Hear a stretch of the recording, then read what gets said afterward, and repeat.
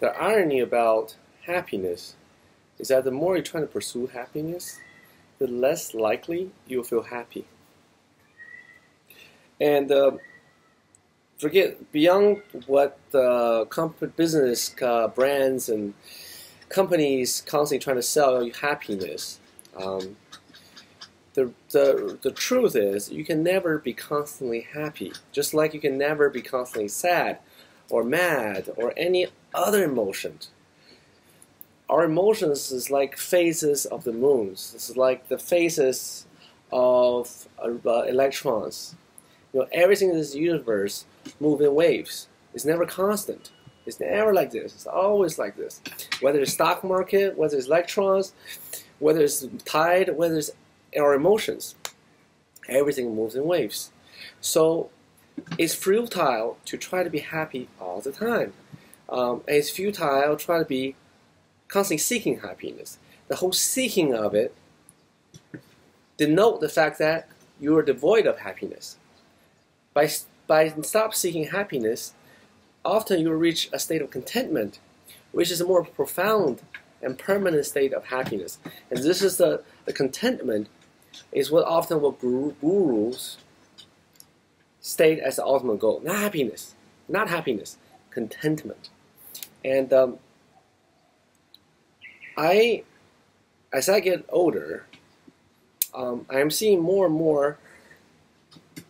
I avoid more and more the extremes, happiness, sadness. Both of these pull you away from the extreme. The more you pull yourself away to the extreme, the harder you swing back on the other side. So if you stay in the middle, you're more balanced. Then you're not pulled to the happiness, but a great side is you're not pulled to the sadness. You're not going woo, then woo. And that makes me a poor artist because artists' creativity come from both extremes. But it makes me a more balanced, rational, and probably healthier living human beings. And the other thing I want to say is that when happiness does come to you, understand it is a phase. Don't try to cling to it. Don't try to hold on to it forever. It's like holding on to someone or something too hard. The more harder you hold on to it, the more likely you will lose it. When happiness comes, be happy for it. And when sadness comes, understand also it's temporary, okay? You go away. I think the reason why people chase happiness, and some people even chase sadness, is because they need that emotional kick. It's like adrenaline thing. When I was younger, like in my teens and 20s, I was constantly chasing this emotional thing because it makes you feel alive. It does.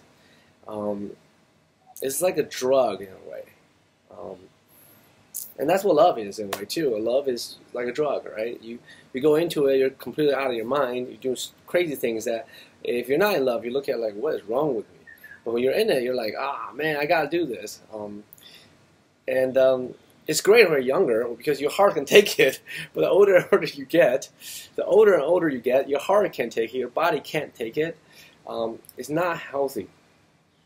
So I think the goal to strive to be is serenity, balancedness, equilibrium.